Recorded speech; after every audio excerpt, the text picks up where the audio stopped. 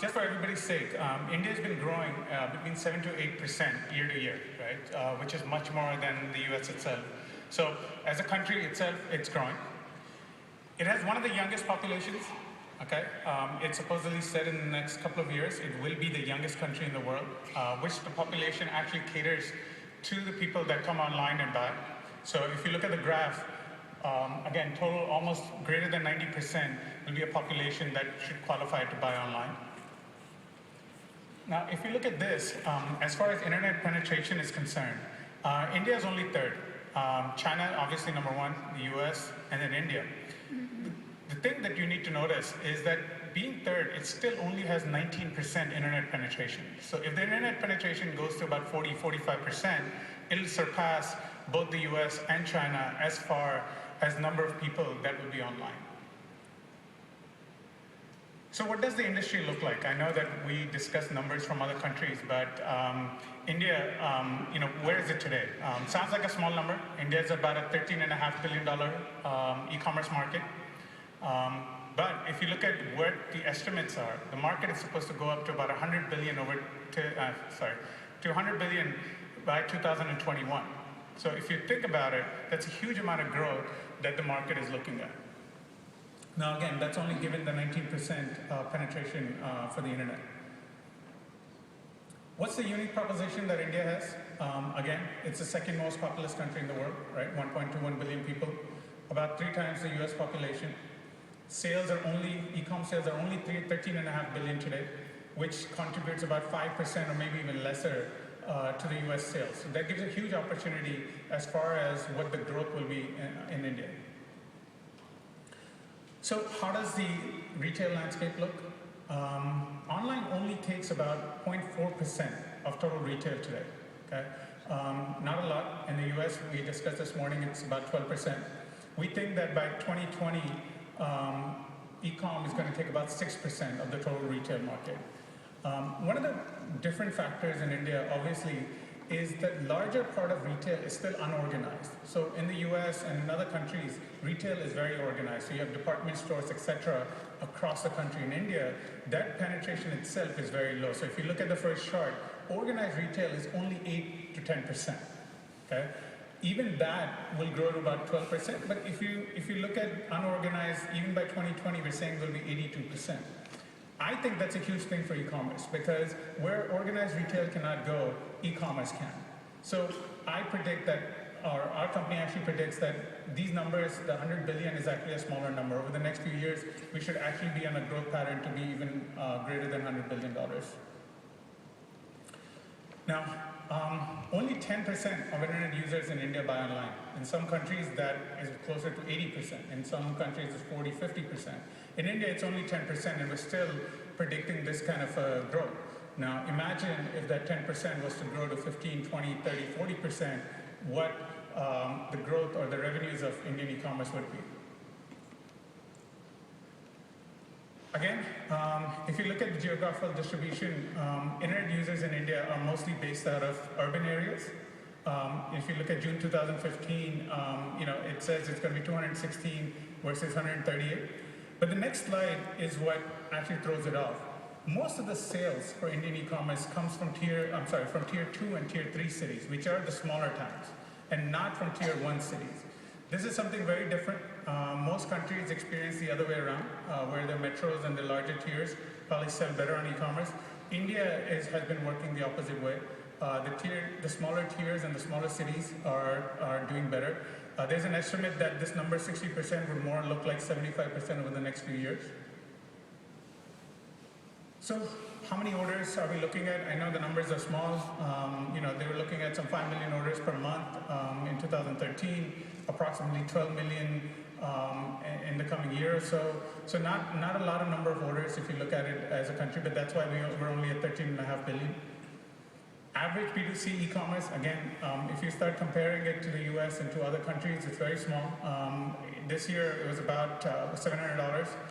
We think it'll go up a little bit more, but that's an average customer buying in a year. Online is about $700 in India. So what are the top product categories?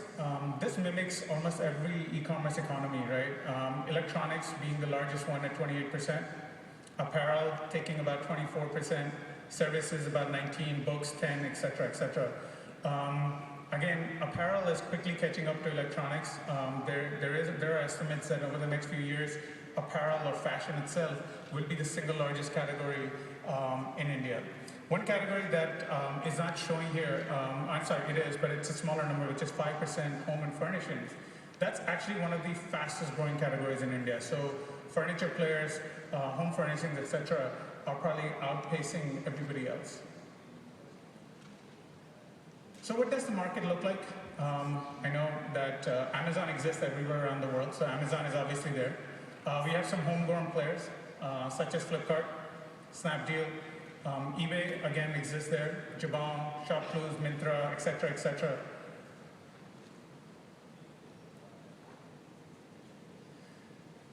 Here are how they rank, and again we use Alexa ranking, but I can tell you as far as revenues, this kind of comes very close to it.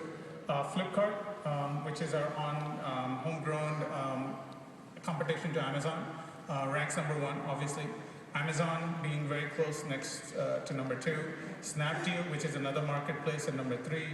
Jabong is a fashion e-tailer, again marketplace based, number 4. eBay, Paytm. Now Paytm is something that is unique there because Paytm is mobile based. And one of the slides that is not here is how well India is doing as a mobile space itself. I think it was mentioned multiple times in developing countries, some of these guys are experiencing 50, 60, 70% of their revenues coming from mobile. And that's actually true in India as well. One of the players here, if you look at number 9, Myntra, they just went mobile app only. So they closed down their website and said that we will only be mobile app based. Now, huge step for a country that was only 13.5 billion and where the market is still growing, and they take this step. The reason they took this step is they were experiencing 60 to 70% of their sales coming through the mobile. So they said, why not go after that? Once they switched over, they only experienced a downturn of about 10%. So they only lost 10% of their sales once they went mobile app only. So again, something that's not up on the slides, but I think important for India as a country. Categories, again, I don't want to go down the list of what different categories, but it's everything that's on the marketplaces you can think of. There are different types of marketplaces in India as well, just like there are in America. There are ones that are general, so they sell everything under the roof. Then there are ones that are geared towards sports, towards health, towards furniture, towards baby, groceries, etc. So what are the main challenges that a consumer in India faces? Again, just like any other e-commerce economy, unsure of color and size, unsure of quality, returns, unclear delivery times, cannot trust the online seller, payment not be secure, others. Now, why am I covering this? And I'll get to that slide, but this is one of the major areas that most e-tailers face, right? How do we take care of all of these? And that's why, like Charles also mentioned, just like China, in India, 80 to 90% of online sales come through marketplaces, okay? They do not come through e-tailers or their own websites. That's because of these challenges, because when each e-tailer looks at it, they need to overcome all these challenges. Now, when a marketplace is involved, obviously they're taking care of these things by themselves and across all the sellers. Now, here are some challenges that most retailers look at when they look at India. And I think it was also mentioned that a lot of the population in India is unbanked. So for the largest amount of time, the major payment method in India was cash on delivery. Okay? When e-commerce actually took off, 80% of orders were being shipped cash on delivery. Today, that number has come down to about 50 to 60%. But still, if you think about it, the majority of the orders in India are shipped cash on delivery. Next being skilled manpower. Again, common thing when an economy is just growing up. Laws themselves, and I'll come to laws in a second. Logistics, just like any other country that's developing, there's a huge issues as far as transportation and deliveries, etc. But the government has spent a lot of money building the roads, building the infrastructure so that logistics can be taken care of. The fifth topic is actually interesting, FDI, which probably kind of relates to everybody that wants to enter the space. FDI is something called foreign direct investment. This is a rule in India that says that how much money or what investment can an international player bring into India. Okay. In retail, what they say is a single brand. So if you own, let's say, Swarovski, etc., they can open their stores. But when it comes to e-commerce, they cannot have an e-commerce store in India. Okay?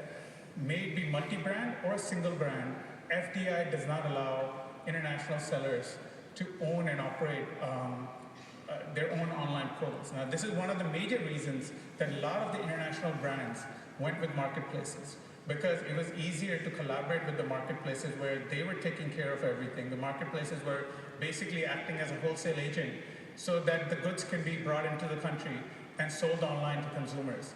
Now, because of this, a lot of the e-tailers themselves have also not had a large presence in India.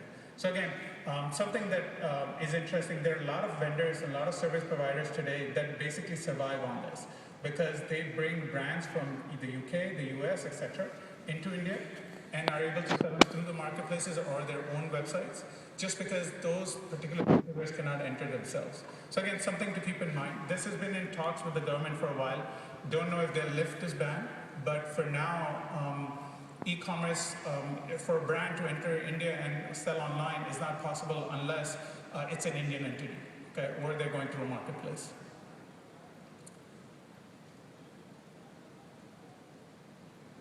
So, what is the, what are the numbers look like for the Indian marketplaces? Flipkart, again, homegrown, it holds about 44% of the total market as far as the market is concerned. Snapdeal, which is another e-commerce marketplace in India, holds about 32%. Amazon, which is probably the latest entry, owns about 15%, and others then the other 9%. So if you look at it, the first three basically take away some good 90% of the total market. What I want to end with is the case from Xiaomi. This is a perfect case to look at an international brand entering India and what they did, right? So in July last year, Xiaomi decided that they were going to enter India. And the way they were going to enter India is to have an exclusive partnership with Flipkart. So what they did was they launched their Mi3 phone at a price point of 14,000 rupees, which comes out to about $220 something, right? $220 or something. And they said they were going to sell, they were going to hold inventory of about, I think, 10,000 pieces. When the product went live, it took 30 minutes, literally 30 minutes for the 10,000 pieces to sell out from Xiaomi, okay? Over the next few weeks, or over the next week, Flipkart received requests to book 100,000 more Mi3s. So a perfect scenario as far as a foreign brand using marketplaces in India, understanding the price point itself, okay? Because 14,000 rupees was that price point that they knew that the people would go out and actually purchase online. They were able to convince people to come.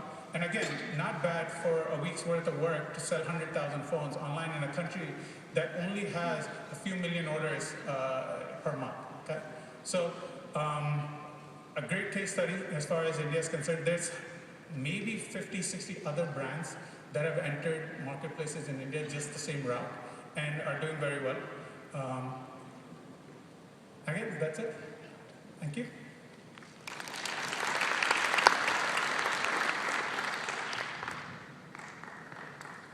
Okay, we have about 2 minutes for questions. If anyone has any questions, please step to the mic.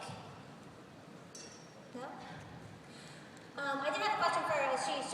You were talking about Amazon entering India. I'm familiar with the law that doesn't allow foreign retailers to sell directly.